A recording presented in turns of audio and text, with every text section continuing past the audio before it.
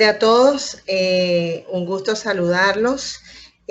Para mí realmente es un honor que me hayan dado este espacio, pero también una gran responsabilidad, y lo hemos conversado ya previamente con varios profesores con quienes comparto muchas afinidades, entre esas investigación. Hablar de la experiencia en investigación no es tan sencillo.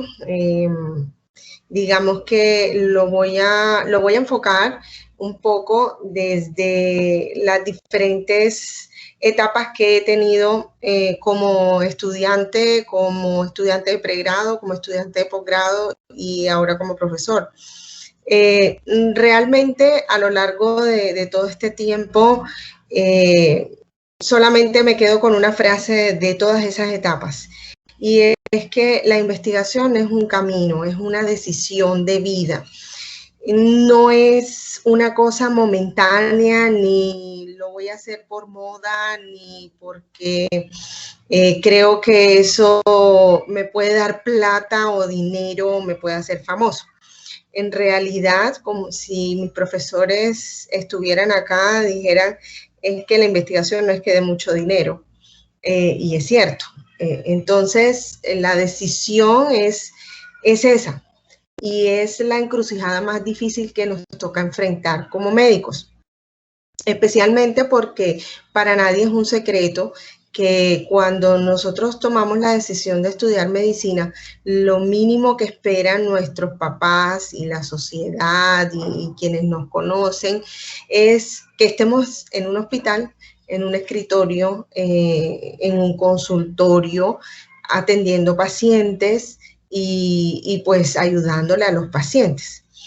Y esa fue una de las preguntas más difíciles que me tocó contestar. Y se la tenía que contestar, primero me la tenía que contestar yo y luego se la tenía que contestar pues a mis padres.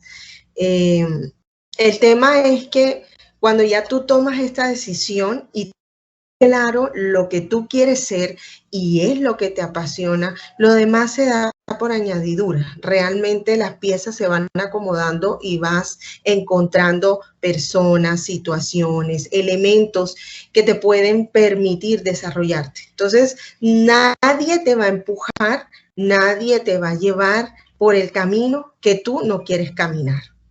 Entonces, lo primero es estar realmente decididos.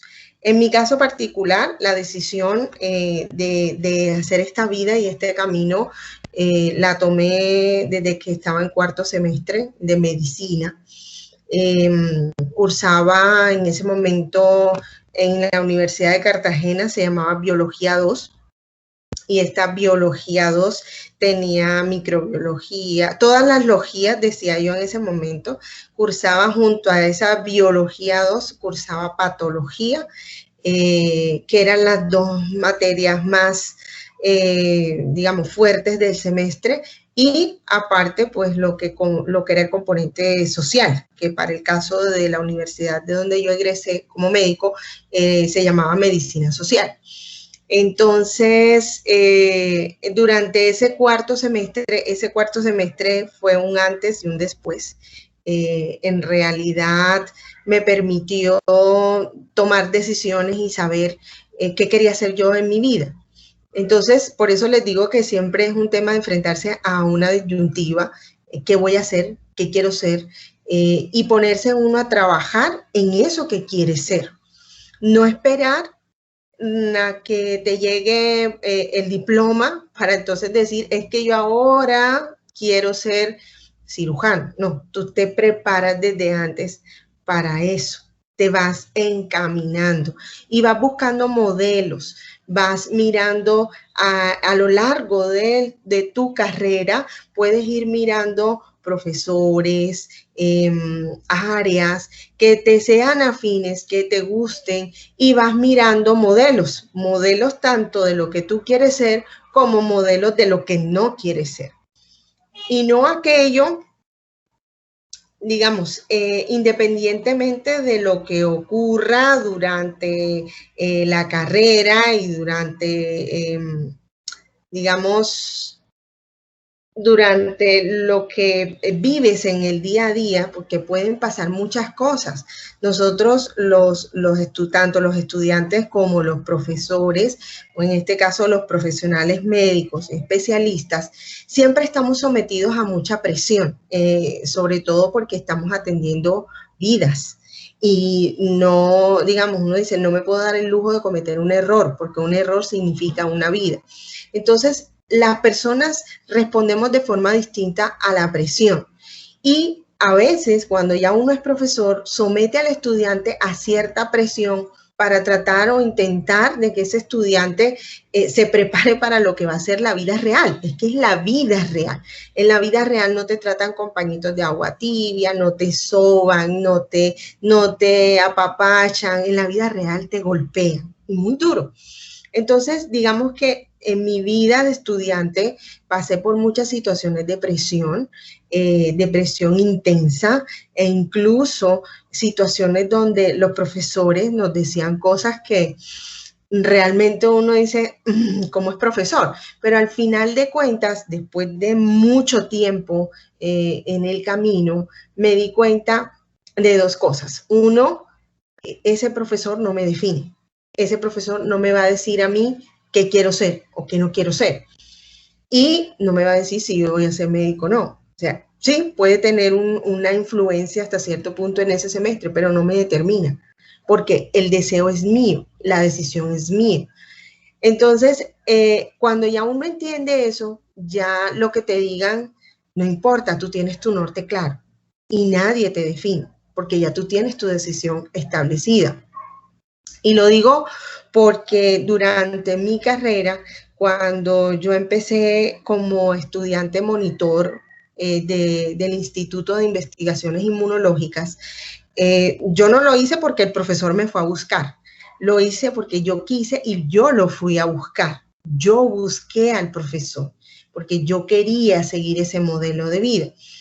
Y cuando busco a mi profesor, a mi mentor, me siento con él y le digo qué quiero, él me dijo, listo, perfecto, yo tengo unos proyectos por ahí, yo te llamo. Ya bueno, perfecto.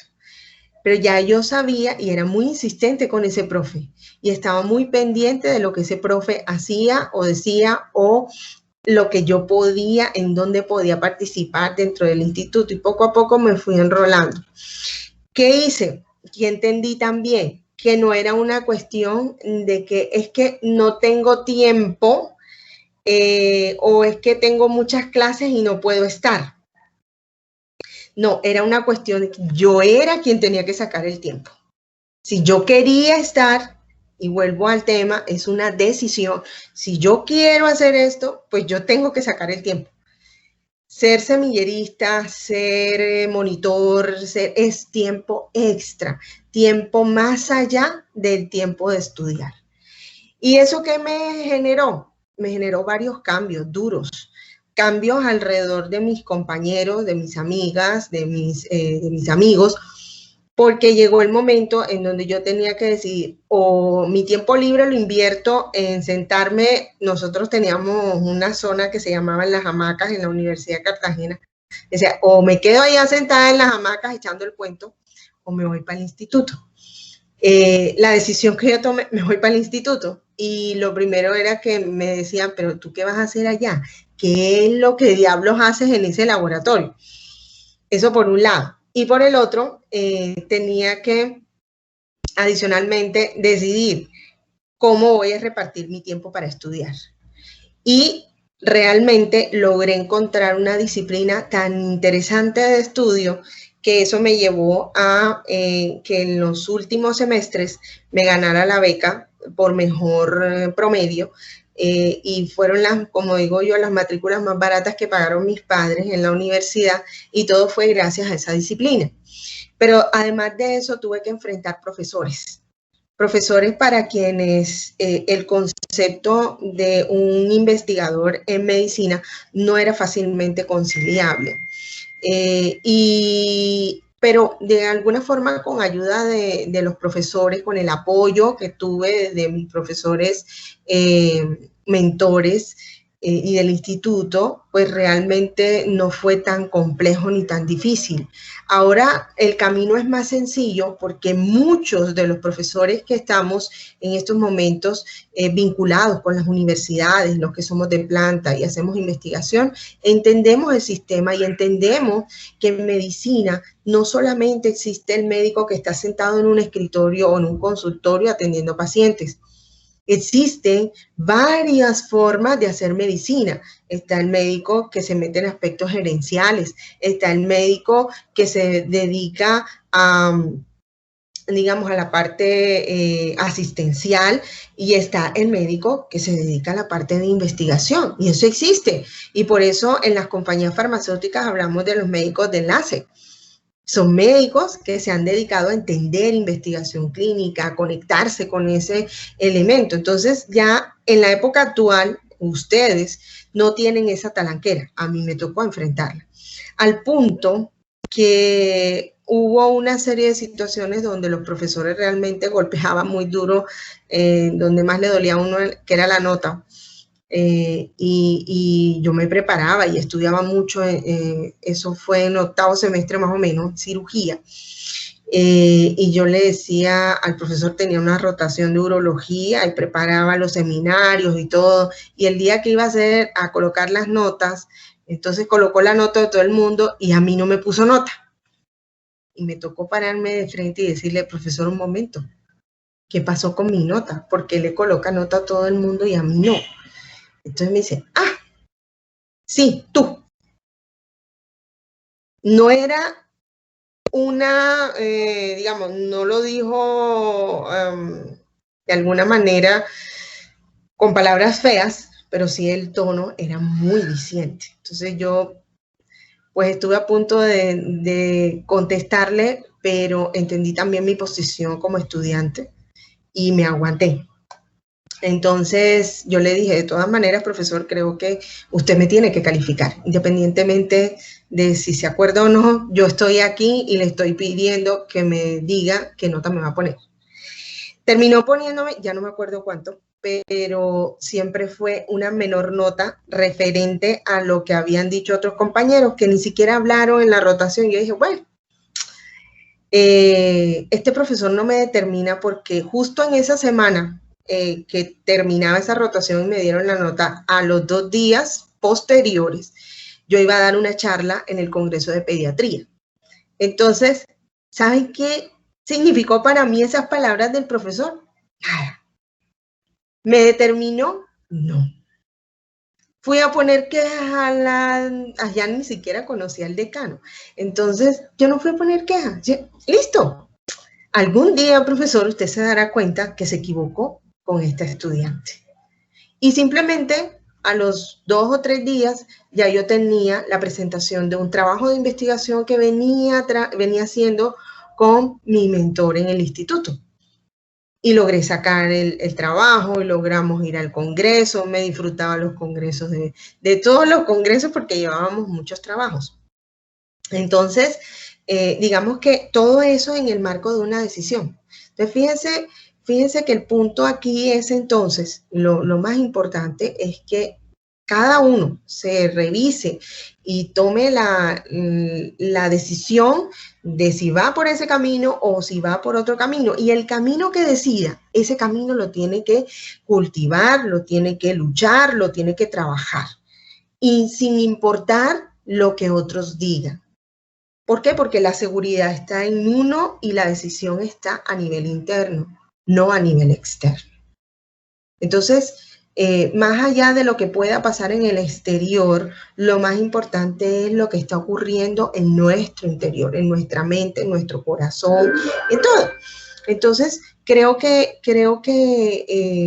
ser investigador ha sido desde siempre una decisión de vida, y esa decisión ha estado marcada por diferentes acciones que han permitido que eso continúe y fluya, como por ejemplo, más allá de que yo tenía que estudiar, por ejemplo, mi semestre de pediatría normal, yo tenía que asistir a mis clases de pediatría, me dormía en clase, porque estudiaba bastante. La verdad era que dividía el tiempo y cuando estaba muy cansada de estudiar los temas de pediatría y me estaba durmiendo, cogía algún artículo en inglés del instituto o de alergia que yo estaba estudiando y pues me despertaba. Entonces aprovechaba, me despertaba con eso y luego retornaba a pediatría. El caso era que distribuía el tiempo y estudiaba tanto para mis actividades del semestre como para el proceso que yo quería continuar. Y eso permitió que también me pudiera conectar mucho mejor con los profesores del instituto, que era mi objetivo. El modelo que ellos tienen es un modelo de una disciplina, de mucha disciplina, de mucha dedicación, pero también un modelo en donde no es solamente saber de inmunología. Y eso me lo dejó muy claro todo el personal del instituto, desde el director, que es el doctor Luis Caraballo, hasta el auxiliar, el técnico de laboratorio que nos ayudaba con los procesos de limpieza, lavado, arreglo de los equipos y todo esto. Y es que no podíamos solamente saber del linfocito, eso se daba por sentado. Y él me dijo un día, pues yo te digo una cosa, si tú crees que vas a venir a hacer la maestría para que yo te enseñe inmunología, estás como equivocada. Aquí tú tienes que venir ya con la inmunología estudiada. Si ya la habas, te la tienes que saber, yo lo doy por sentado. Yo te voy a enseñar otras cosas. Entonces, ¿qué empecé a hacer? ¿Qué giro le dio eso a mi vida? Que ya no era solamente leer libros de medicina, sino leer otras cosas. Y quienes me conocen y me han escuchado saben que siempre les digo, el que solo de medicina sabe, el que solo de medicina sabe, ni de medicina sabe. Es precisamente por eso, porque no solamente me dediqué a aprender de medicina y de inmunología, sino que también leía sobre, por ejemplo, vinos, cata de vinos, quesos, maridaje, cosas que me gustaban, como la cocina. Entonces, eso me permitió ir teniendo un nivel cultural que facilitaba la interacción, no solamente con gente del medio, sino también con personas, con pacientes, porque aún en investigación yo también veía pacientes. Toda esa dedicación valió la pena en el sentido que me abrieron las puertas para hacer el internado en investigación. Era algo que no era fácil para la universidad porque nunca lo habían hecho, nunca lo habían aprobado. Lo más que le habían facilitado a algunos compañeros era 3 meses de electiva, precisamente porque no conciliaban la investigación con la medicina. En una de esas, pues se dio una oportunidad de oro realmente durante una visita de pares. Por eso las visitas de pares son importantes para aprovecharlas y lograr que se armen los planes de mejoramiento, que se ejecuten esos planes de mejoramiento. Durante esa visita de pares llegaron dos pares académicos y fueron a visitar al instituto. Me cuenta mi profesor que él estaba como angustiado porque yo no llegaba, porque yo... y le dijo al doctor Caraballo, él es, déjala, ella llega ahorita, lo que pasa es que está en clase, déjala que no hay que llamarla, ella llega sola. Y efectivamente yo terminé mi clase, yo no sabía que había visita de pares, yo simplemente llegué y me senté a trabajar en lo que estaba en ese momento, que era preparación de unas bases de datos de encuestas de pacientes con alergia a los alimentos. Entonces, estaba trabajando cuando llegan todos estos personajes, llega la comisión, decano, vicedecano, llega un montón de gente. Por supuesto, el doctor Caraballo presenta a todo el personal que estaba en ese laboratorio, que son tres laboratorios en el instituto. Y él dijo, bueno, aquí les presento a una estudiante de medicina que ya está en su último semestre previo al internado. Entonces me preguntan los señores, Ah, mijita, qué bueno, y estás en 10º semestre. Yo, sí, señor, estoy en 10º semestre. ¿Y a ti te queda tiempo para hacer todo esto? Sí, me queda tiempo, claro. Después de las clases yo vengo aquí y invierto mi tiempo restante aquí en el instituto. Ah, ok. ¿Y la universidad te lo permite? Sí, ok. ¿Y tú por qué estás aquí?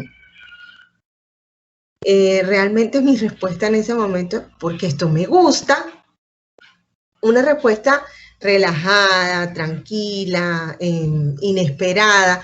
Tan es así que todos se rieron y luego me dijeron, tú eres demasiado desparpajada. Y yo, pero ¿qué más voy a decir? O sea, ¿por qué estoy aquí? Porque me gusta, porque es lo que quiero hacer. Eso permitió, y ellos le preguntaron, ¿qué le ofrece la universidad a esta estudiante? En ese momento le habían dicho, no, le ofrecimos solamente 6 meses de rotación aquí en investigación, y ellos cuestionaron inmediatamente, ¿y por qué no el año? ¿Es que acaso ustedes no saben que eso se puede, que está aprobado por el ministerio? Y dieron una serie de cosas. Bueno, todo se fue. A los 5 minutos regresa mi profesor y me dice, te van a dar el año de internado completo si tú lo quieres. Yo me quedé sentada en la silla, no podía moverme. Y yo le dije, pero, profe, ¿usted está seguro? Sí, si tú lo quieres, te lo dan. Y te lo van a dar por una sencilla razón. Se dieron cuenta que sí se puede. Sí se puede. El caso es que aprueban esa iniciativa del año de internado, pues con el instituto, que era un grupo sólido, es un grupo sólido de investigación, tienen proyectos y cosas, y abrieron esa posibilidad.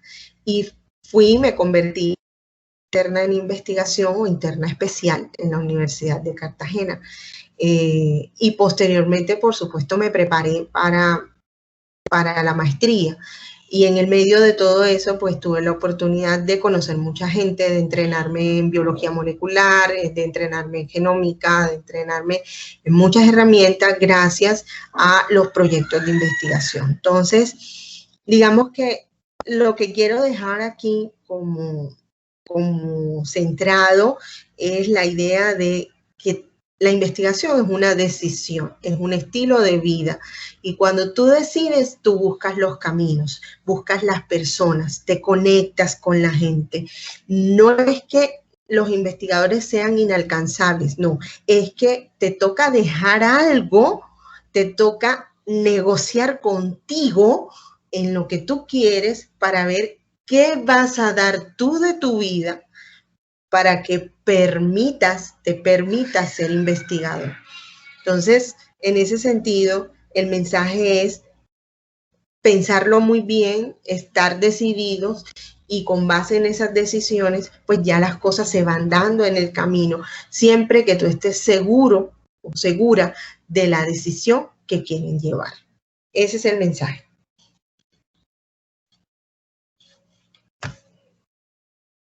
Muchas gracias, doctora Vivian, por su intervención. De verdad, su historia nos motiva muchísimo y es el objetivo que queremos lograr en esta charla. Encontrar en usted una motivación grande que nos despierte igualmente el interés por la investigación, y que tal vez hoy sea el momento en donde tomemos esa decisión por la investigación. Le damos el paso a nuestro profesor Jorge, que nos cuente su historia.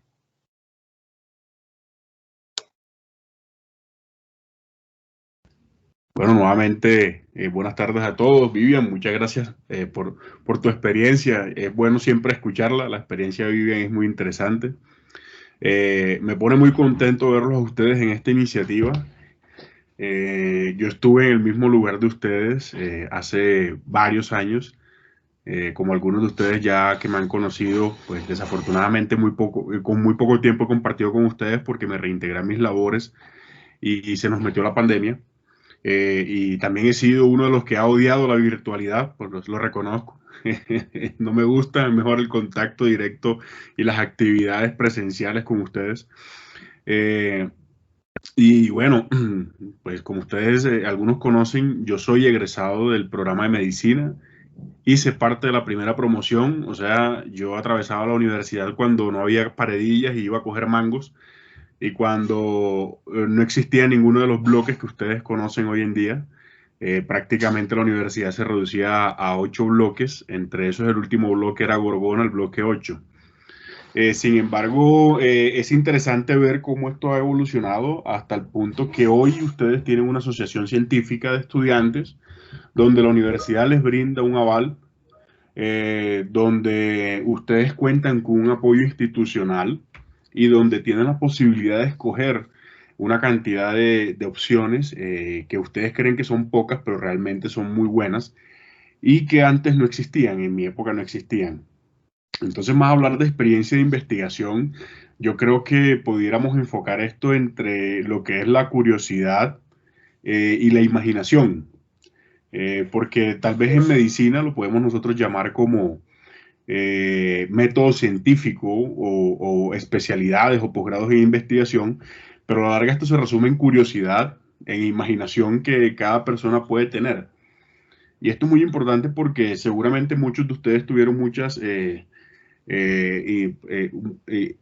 incentivos para estudiar medicina, entre esos posiblemente muchos de ustedes cuando estaban en el colegio tenían intereses en las ciencias biológicas, entre esos biología, química y física, principalmente biología y química, y eso en parte los llevó a presentarse a medicina por múltiples consideraciones, entre esas familiares, experiencias de vida. Muchos de ustedes tienen una gran sensibilidad social y frente a la comunidad, y otros simplemente porque les gustó la biología y les gustó la biología humana y pensaron que aquí tenía una forma de formarse y seguir adelante. Esto es sacar la medicina del contexto del que culturalmente los médicos seríamos como los curas y los abogados, y resulta que muchos de ustedes tienen curiosidades y por lo tanto han decidido agremiarse. En mi caso, pues, igual que ustedes, soy Samario, como muchos de ustedes, soy Samario, egresado de un colegio de Santa Marta, de familia costeña, de estrato medio, con abuelos que fueron campesinos, y que en mi familia no había ni investigadores ni médicos. Hasta la generación anterior, pues tengo un tío que es médico, médico general, y de resto no existía ningún otro acercamiento ni a las ciencias biológicas, ni a las ciencias naturales, ni mucho menos a la investigación. Papá abogado, mamá ama de casa, lo más probable era que hubiese terminado siendo abogado o cualquier otra carrera afín. Sin embargo, muchos años después alguien me dijo que los investigadores o los científicos no solamente se hacen, ¿cierto? Que son la formación con posgrado, sino que nacen. Y ese nacimiento implica esa curiosidad que los impulsa a ustedes a hacerse preguntas y a imaginarse cosas por las cuales quieren responder. Muchos de ustedes seguro han vivido la experiencia que hacen preguntas que muchos consideran tontas y resulta que preguntas tontas no existen, sino que realmente son preguntas que hay que responder y a veces lo obvio, las personas no son capaces de responderlas. Muchas veces a nosotros nos pasa hasta en la medicina. Lo que pareciera obvio no lo podemos responder de forma adecuada. Entonces, este interés de las ciencias biológicas y esta curiosidad, pues fue una constante desde niño, desde el bachillerato. En el bachillerato conté con la fortuna de contar con profesores de biología y química y física que nos brindaron a muchos de mis compañeros del colegio en el Liceo del Caribe, ya varios de esos profesores difuntos, el profesor William Guerra, uno de ellos, que pues, nos introdujeron en las ciencias biológicas y en las ciencias naturales y nos hicieron un esfuerzo titánico para demostrarnos de forma experimental muchas de las cosas que en los libros queda como en letra muerta. Uno lee los libros y uno dice, pues esto sí será verdad. O sea, uno lee biología molecular y celular y parecía, o química o física, y uno dice, bueno, esto parece la alquimia, esto es ciencias oscuras, esto no es tangible muchas veces. Y a veces las cosas que uno observa en la naturaleza no son tan obvias como cuando uno lee los conceptos. Hoy para muchos de nosotros leer conceptos teóricos, leyes de las ciencias naturales pareciera algo obvio, pero hace muchos años no era tan obvio, incluso en la medicina, muchas de las intervenciones y cosas que hacemos hoy en día. Entonces, una de las decisiones fue estudiar medicina, ¿cierto? Entre las ciencias naturales, una de las opciones fue estudiar medicina. Paradójicamente, para mí medicina era la tercera opción de carrera, no la primera. Y pasé a medicina. Entonces, era algo fortuito.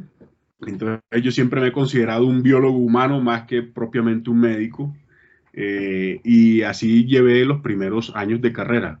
Ingresé a la Universidad del Magdalena por los mismos motivos que en algún momento muchos podemos presentar en Colombia. O sea, no existía el dinero para uno irse a la Javeriana ni por lo menos a la Universidad del Norte. Las opciones eran las universidades públicas. Yo soy el menor de 3 hermanos y bueno, la oportunidad se me dio con la Universidad del Magdalena en este entonces y ingresé a la universidad. También he tenido pues fallas. Por ejemplo, yo me presenté a la UIS y no pasé en la UIS. Entonces, obviamente, primera decepción, pasé en la del Magdalena. Bueno, uno se pone feliz, pasé a medicina, interesante, uno de 16 años. Y empecé a estudiar medicina en la Universidad del Magdalena, una facultad nueva, relativamente pues sin infraestructura prácticamente. No teníamos laboratorios, no teníamos nada.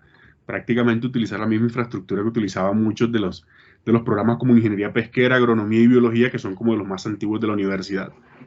Allí encontramos profesores interesantes que hoy ustedes no cuentan hoy en día con ellos. Uno de esos, Neis Martínez, que hoy es profesor de la Universidad del Atlántico. Y Neis era un biólogo muy autodidacta que nos enseñó muchísimo biología celular y molecular. Muy autodidacta. Ya él finalizó su doctorado en Puerto Rico y hoy en día pues profesor de planta en la Universidad del Atlántico. Esa fue una de las primeras introducciones a la comprensión mucho más profunda de la naturaleza. Pasar del colegio, un profesor que te explicaba el ADN de forma mucho más simple, a un profesor que te introducía en libros universitarios, fue bastante interesante. Y empezamos a trabajar de esa manera. Sin embargo, yo tenía como una duda constante y era como que, bueno, todo lo que está redactado en estos libros son ciertos. Y ahí fue donde comencé a darme cuenta que realmente yo no iba a terminar siendo buen memorístico y repetir las cosas simplemente porque estaban en los libros, sino comencé a cuestionar muchas de las cosas. Entonces simplemente yo leía y comencé a darme cuenta que muchos de los textos venían referenciados por artículos científicos, no eran otros libros. Entonces comencé a indagar qué era acceder precisamente a estas revistas científicas y comencé a encontrarme con una primera barrera. No teníamos acceso a los repositorios internacionales para leer revistas. Entonces uno quedaba limitado simplemente a lo que tú encontrabas en un libro como el Gerald Karp o el Lodish, etcétera, y no poder acceder a la información primaria que era un artículo científico. Gracias a Neis Martínez comencé a acceder a algunos artículos y ese profesor comenzó a enseñarnos a algunos de los estudiantes que estábamos muy interesados en el tema, que era leer un artículo científico. Comenzamos los cursos en ciencias básicas. Los profesores generalmente hacían su esfuerzo en enseñarnos algunas de las diferentes temáticas y trataban de hacer un esfuerzo titánico por la falta de infraestructura que teníamos. Ustedes no se imaginan, no había nada con relación con lo que tenemos ahora. Y cuando yo estaba, pues ciencias básicas la pasé de esa forma. Hice unos intentos iniciales, logré meterme a semilleros de investigación con la profesora Carmelina, que es psicóloga y que ya se graduó de la universidad, ya se pensionó de la universidad. La profe Carmelina era la única que tenía semilleros de investigación en salud. Entonces, imagínense, yo era el único estudiante de medicina con los estudiantes de psicología. Y allí también me hice amigo de un hoy economista, Racine Ravelo, docente de la universidad, que también era como el bicho raro porque era una gran cantidad de gente de psicología, yo solo de medicina y Racine de economía. Y comencé a interactuar en los semilleros de investigación en el Nodo Caribe. Entonces, allí fui conociendo lo que era el sistema Colciencias en Colombia. Antes no tenía ni idea de qué era eso. Y eso pues, nos permitió conocer un poco más cómo estaba estructurada la investigación a nivel nacional. Allí hicimos parte de algunos eventos nacionales y paralelamente, gracias a mi tío José Pedraza, que es el médico que les mencioné al principio, el único que teníamos en la familia, que trabajaba en el Hospital Central Julio Méndez Barreneche, y él trabajaba en el área de la neonatología, comencé a ver anomalías congénitas. Entonces, ver las anomalías congénitas reforzó mi interés inicial por la genética que se me había despertado en el colegio y que fue uno de las cosas que me impulsó a estudiar medicina, comprender los procesos celulares y la genética. Entonces, ver anomalías congénitas, defectos del tubo neural, defectos de la pared abdominal, defectos del sistema digestivo, labio leporino, pie equinovaro, y poder buscarle una explicación desde el punto de vista genética y metabólica se convirtió al principio en algo muy interesante. Entonces, yo hacía lo que tal vez muchos de ustedes han hecho y lo que sé que hacía la profesora Vivian. Uno dejaba de estudiar para cumplir las tareas que le ponían los profesores para uno estudiar lo que uno le gustaba. Entonces resulta que mi papá me complacía y me compraba algunos de los libros, pues tuve la fortuna de que mi papá podía comprarme algunos textos y yo los pedía, me llegaban de Bogotá y comenzaba a profundizar en algunos temas de biología celular y genética y molecular. Entonces allí comenzaba a comprender eso y comencé a llevar a los semilleros, a los eventos de semilleros de investigación, casos clínicos de anomalías congénitas. También en Santa Marta se estuvo llevando a cabo, pues mi tío José Pedraza, junto a un profesor que ya falleció en la Universidad del Magdalena, que hacía parte de las ciencias básicas, el profesor Lacera. Ellos en su momento trabajaron como un registro de anomalías congénitas en la ciudad de Santa Marta y tenían una hipótesis relacionada con el efecto de las fumigaciones en la Sierra Nevada, entre eso el glifosato. Entonces, siendo un estudiante de tercer semestre, comencé también a indagar este efecto que podían tener los diferentes químicos en la salud humana. Entonces era muy interesante porque comenzaba a estudiar como más por mi cuenta y comencé a darme cuenta que ser autodidacta definitivamente era mi método preferido de estudio. Siempre he sido disperso, ¿cierto? Si alguien está hablando más de una hora, téngalo por seguro que no voy a prestar atención 100%, me ocurre todavía, y terminé fortaleciendo la lectura y ser muy autodidacta. Entonces me encanta mucho leer cuanta información disponible para poder hacer un concepto o una hipótesis de las cosas. Y así fue transcurriendo gran parte de las ciencias básicas hasta cuando llegué a las áreas clínicas, que fue principalmente en sexto semestre con semiología. En quinto semestre tuve un profesor que también ya no está con nosotros en la institución, que es César Ponce, que es infectólogo, y gracias a César Ponce, que tenía su laboratorio, que todavía existe en Santa Marta, Diagnosalud, César Ponce nos llevaba al laboratorio y comencé a conocer gran parte de la microbiología. Para esa misma época también llegó a la universidad el profesor Juan Carlos Dip, que ya también no está en la institución, y también comencé a ver algunas actividades de campo en relación a las actividades de enfermedades infecciosas y las enfermedades tropicales. Pero cuando llegó sexto semestre, pues yo seguía como con ese sinsabor de que me hubiese gustado aprender más ciencias básicas, y en ese entonces se hizo un convenio con el Instituto de Inmunología de Colombia, que es el instituto, o la FIDIC, que es el instituto que dirige el doctor Manuel Elkin Patarroyo, el tan afamado y criticado Manuel Elkin Patarroyo. Resulta que muchos de los investigadores del Instituto de Inmunología de la FIDIC fue a Santa Marta a hacer el módulo de inmunología de los estudiantes de cuarto semestre. Yo estaba en sexto semestre haciendo semiología en el hospital. En ese entonces yo me volaba de las clases de semiología para ir a escuchar a los investigadores. Yo decía, no puedo perder esta oportunidad, si a mí me gusta ese tema, y quedé con el sinsabor de que quería profundizar más. Resulta que como durante esos años había sido muy autodidacta leyendo muchos libros de biología celular y molecular y genética principalmente, y el libro, también me había leído el libro de la Corporación para las Investigaciones Biológicas, el de Inmunología, el de la CIP, el libro de William Rojas, que muchos de ustedes tal vez hoy conozcan, y que seguro es el libro introductorio que la profesora Vivian les recomienda, porque evidentemente hay muchos mejores libros hoy en día para estudiar. Y sé que todos hemos sufrido con inmunología, no se estresen, un 3.5 de inmunología es oro. Entonces, resulta que hacía muchas preguntas específicas porque ya en sexto semestre tenía la capacidad de leer artículos científicos en inglés, por ser autodidacta. Y uno de los investigadores me ofreció irme de pasantía. Se llama José Manuel Lozano, químico que trabaja en síntesis de péptidos. Él me invitó a su grupo de investigación, pero obviamente a mí me dio temor irme a síntesis de péptidos porque eso es química pura. Y yo decía, bueno, esto es ir a ciegas, y pues por lo menos biología celular y molecular era un tema que era de mi mejor manejo y donde tenía muchas ideas y preguntas por hacer. Y se me aceptaron hacer la pasantía en biología celular y molecular en malaria con el doctor Manuel Alfonso Patarroyo, que es el hijo mayor del doctor Manuel Elkin Patarroyo. Entonces tuve 6 meses.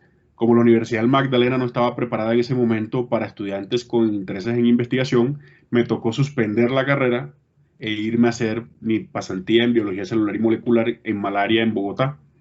Entonces esa fue mi primera experiencia viviendo fuera de la ciudad, sin hotel papa mama, que le hicieran a uno las comidas ni nada de eso, sino empezar a manejarme por mi cuenta en Bogotá, una ciudad prácticamente nueva para mí. Yo no había salido prácticamente de la costa Caribe. Obviamente enfrentarme a estudiantes de otras universidades, gente de ciencias básicas muy preparadas. Y me ocurrió un fenómeno muy similar a lo que les comentó la profesora Vivian. Cuando yo llegué al instituto, lo primero que me dijeron: vea Costeño, ni siquiera por mi nombre, sino vea Costeño, usted aquí tiene que leer todos esos libros que están en aquel estante, en los computadores tiene acceso a los artículos, usted lee, usted se prepara, viene y empieza a procesar, lo entrenamos en procesamiento, y solamente pregunte cuando sean preguntas realmente interesantes o válidas. No pregunte lo obvio. Entonces eso es duro porque uno en la costa termina, nuestra cultura e idiosincrasia es irreverente, que nosotros no respetamos, hablamos, nos metemos donde sea. Y a la parte también, y eso también es lo que nos hace poder seguir adelante, ¿cierto? No tener temor y abrir más puertas. Sin embargo, era difícil encontrarse con eso y bueno, pero igual eso me obligó a esforzarme un poco más para ser mucho más autodidacta. Yo pensé que lo que había logrado era suficiente y no, era apenas el principio. Y para resumir, a la vuelta de 2 meses ya yo era la persona que hacía la secuenciación de DNA de Plasmodium falciparum y Plasmodium vivax en unos proyectos donde estábamos evaluando los polimorfismos de proteínas de superficie del merozoito como posibles candidatos de vacunas. Entonces, ese fue mi primer entendimiento de cómo la biología celular y molecular, la biotecnología, la bioinformática se utilizaba para diseñar nuevas estrategias terapéuticas o preventivas, como el caso de las vacunas. Entonces, allí comprendí múltiples de los fundamentos de la vacunación y los fundamentos de biología celular y molecular y de inmunología. Se acabó la pasantía, regreso a Santa Marta. El difunto profesor del Gordo, que era el director de programa, me dijo: bueno, Jorge, ¿qué? Fuiste a hacer cosas de biólogo y ahora otra vez a terminar tu medicina. Entonces, bueno, comentarios que a veces uno no quisiera porque evidentemente en el país, en Latinoamérica y en el Caribe, muchos de los profesores que hacen áreas clínicas a veces no comprenden la importancia de la investigación básica, o por lo menos la subvaloran. Después de eso me reintegré, continué con mis trabajos, mis áreas clínicas. Sufrí también en medicina interna como muchos de ustedes, porque mientras muchos de mis compañeros eran muy buenos memorizándose todas las clasificaciones, escalas, etcétera, yo partía mi tiempo entre las ciencias básicas y las clínicas y obviamente me daban palo. Y eso, bueno, pues a mí no me generaba eso mucho temor, la verdad, porque ya en sexto, séptimo semestre tenía muy claro que quería ser investigador, a pesar de que me gustaban mucho las clínicas. Una de las profesoras de psiquiatría que ustedes hoy pues van a conocer, la profesora Beatriz Camaño, fue una de las que me hizo una terapia de choque donde me dijo: Jorge, antes de ser científico vas a ser médico general, por lo tanto tienes que propender a ser un buen médico general. Y esas palabras también me fueron muy buenas porque comencé a encontrar balance entre ser un buen médico, ¿cierto? Tratar de ser un buen médico, nadie es perfecto, y seguir profundizando en temas de investigación, ya en este caso en el método científico, más allá de la simple curiosidad de un pelado de colegio. Continué mis clínicas, apoyaba en algunos momentos al profesor Juan Carlos Div en algunas de sus cosas de investigación, así como el profesor César Ponce. También en medicina interna tuve la fortuna de conocer al profesor Abraham Catime, con el que también me invitaba, como muchos de ustedes, a las clínicas y a su consulta para profundizar un poco más de temas de infectología. En ese caso él era médico internista, todavía no era infectólogo, pero ya tenía su inclinación hacia la infectología. Y bueno, continué con mis clínicas, profundicé en muchas clínicas, comprendí que había que saber mucha clínica para poder hacer investigación, comprendí la importancia de ser buen clínico. Y al momento de decidir el internado también fue un momento muy fuerte de decisión, porque obviamente la Universidad del Magdalena tiene unos convenios, principalmente regionales, 2 hospitales en Bogotá, pero ya el profesor Catime me había metido en la cabeza que un gran hospital era el Hospital Militar, porque era un hospital mucho más académico y que se hacía investigación. Entonces, yo pasé carta de renuncia a todas las plazas que ofrecía la facultad y me presenté por mi cuenta al Hospital Militar de Bogotá, Nueva Granada. Entonces yo fui el primer interno de la Universidad del Magdalena en el militar. En ese entonces ya la profesora Vivian Villalba había ingresado como docente a la universidad y le habían dicho que yo era uno de los estudiantes problema. Ahorita ya contará y se echará a reír, porque yo hacía lo que se me daba la gana, entre comillas. Entonces logré acceder al hospital militar. Fue un año muy interesante porque fue conocer otras escuelas. Fue duro, un choque muy difícil porque si ustedes creen que son el mejor estudiante en el programa de medicina, van a otro hospital de otra ciudad o de otro país y se chocan con que van a encontrar gente mejor que usted. Entonces, el hospital militar fueron 3 meses durísimos porque de pasar, imagínense, pasar de un hospital casi en quiebra como el Hospital Julio Méndez Barreneche, de un primer nivel que era la S. Alejandro Próspero Reverén en los puestos de salud, a un hospital de tercer nivel que recibía trauma, cáncer, trasplante, bypass gástrico. Fue un choque muy duro adaptarme a tanta tecnología y a tanto protocolo y a tanta guía de práctica clínica. Y allí fue donde comencé a darme cuenta que no es leerse los libros ni lo que los profesores según su escuela repiten o nos quieren enseñar, sino empezar a ver una medicina basada en la evidencia. Ver que había instituciones que hacían sus procedimientos basados en la síntesis de evidencia y eso comenzó a generarme un nuevo concepto, la medicina basada en la evidencia. Al principio no lo comprendía, pero casi que por ósmosis en el hospital militar eso se volvió una impronta. Fue un año muy productivo. Mi grupo de trabajo ocupamos los 3 primeros puestos en esa vez en el hospital militar. Yo ocupé el tercer puesto del mejor promedio y mis otros 2 amigos de la Universidad Autónoma de Bucaramanga ocuparon el segundo y el primer puesto respectivamente. Y fue un año muy interesante. Regresé a ser rural normal, nada de investigación hasta el momento, pero trabajaba paralelamente de mi rural en investigación con la profesora María Teresa Mujica y el profesor Juan Carlos Dip en enfermedad de Chagas, allá en la Universidad del Magdalena. O sea que como egresado y rural me vinculé a proyectos y el profesor Juan Carlos pues me comentó la posibilidad de ser semillero de investigador, o joven investigador conciencia más bien, y no se dio la posibilidad en Santa Marta y él me dio una carta de recomendación para la Universidad de Antioquia, uno de los principales grupos que es el PESET. Entonces vine al PESET a trabajar como médico general en proyectos de investigación, comencé a hacer un diplomado en enfermedades tropicales en la Universidad de Antioquia y me gané el estatus de joven investigador Colciencias. Entonces Colciencia empezó a pagarme sueldo como joven investigador y en menos de 6 meses pasé de ser médico de campo a ser coordinador de proyectos. Allí tuve la oportunidad de conocer al profesor Jorge Osorio, que es veterinario quien trabaja en desarrollo de vacunas con la Universidad de Wisconsin y tenía una compañía llamada Inviragen.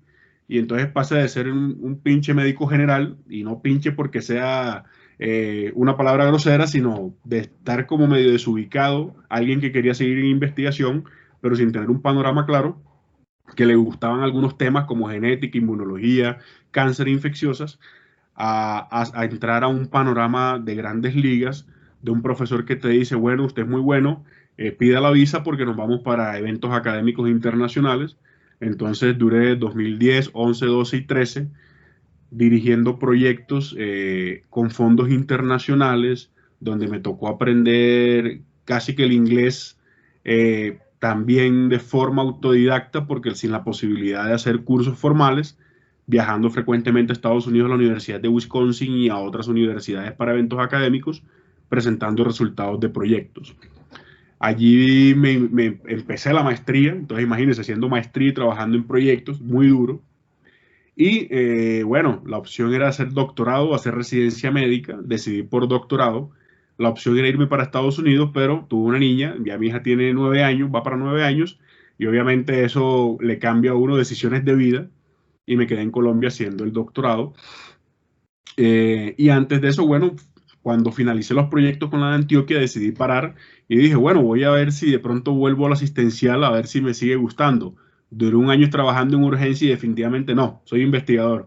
Vámonos nuevamente para la investigación y comencé a trabajar entonces en cáncer. Pasé de enfermedades tropicales e infecciosas a cáncer y nuevamente por mi background con agentes internacionales se dio la oportunidad de trabajar en una clínica importante en Medellín y trabajar con proyectos de prevención en cáncer con el MD Anderson Cancer Center de la Universidad de Texas, que es uno de los centros más importantes en cáncer. En el 2015 tuve la oportunidad de presentar en un congreso resultados de ese proyecto en Cancún, México, con gente pues de talla internacional en cáncer, y pues también apliqué al doctorado en medicina tropical. En ese momento, mis compañeros en Santa Marta, entre eso el profesor Guillermo Trau, que fue de los clínicos que apoyó este perfil de investigación, y el profesor Guillermo dijo, no, venga, hay que reclutarte, tienes que venir a la universidad, termina tu doctorado y te vinculas. Hicimos ese acuerdo. Entonces, por eso, a partir del año pasado, me reintegré a la universidad como docente investigador con la principal meta de aumentar la productividad científica. Ya conocí a la profesora Vivian, pues amigo personal de profesora María Teresa Mojica, aunque sé que también es bastante complicada y muchos de ustedes sufrieron con ella. Entonces, y con los nuevos profesores clínicos que he conocido, algunos con intereses en investigación, pues sí noto un cambio considerable, no digamos del 100%, pero sí un 75% diría yo, de ser un estudiante que no encontraba una infraestructura de investigación a hoy encontrar capital humano como son docentes, directivas y estudiantes interesados en investigación que permite que esto se lleve a cabo. Y esto hoy en día se refleja en ¿qué? Que los grupos de investigación hoy están categorizados. Tenemos 4 grupos. Con la profesora Vivian tenemos un proyecto recientemente aprobado por Colciencia, 2 proyectos de fondo de regalías. En pocas palabras, tenemos nuestro plan de trabajo full de investigación en muchos aspectos y seguimos trabajando fuertemente. Desafortunadamente la pandemia nos cortó la interacción con ustedes y gracias a que ustedes hoy nos hacen esta invitación porque tenemos tantos proyectos en estos momentos activos que nosotros decíamos, bueno, necesitamos que los estudiantes empiecen a vincularse y ven que aquí tienen una posibilidad. Y bueno, esto es muy interesante. Como para finalizar, esto es el efecto, yo diría que esto es el efecto iceberg. La gente hoy solamente ve la punta del iceberg, ve el 10% de lo que uno logra. A veces ustedes lo ven a uno de mal genio, trasnochado, despelucado, y resulta que a veces dormimos poquitos, estamos en constante, para nosotros no hay fines de semana. La verdad, yo creo que cuando uno está en esto, no quiere decir que tengamos mala vida, porque ahora les quiero hablar de ese componente económico. A muchos nos dijeron que la investigación era un mal negocio y pues personalmente tengo mejor calidad de vida que muchos especialistas y puedo facturar lo mismo que un especialista clínico. Solo que, pues como dice la profesora Vivian, tomamos decisiones, participar en la academia, que ustedes vean el camino de la investigación, pero igual eso no cierra el camino de trabajar en iniciativas que generen buenos recursos para que ustedes tengan también una buena calidad de vida. Entonces, en resumen de cuentas, esto es curiosidad e imaginación que termina certificado con títulos profesionales para decir que ustedes realmente pueden volver realidad sus ideas.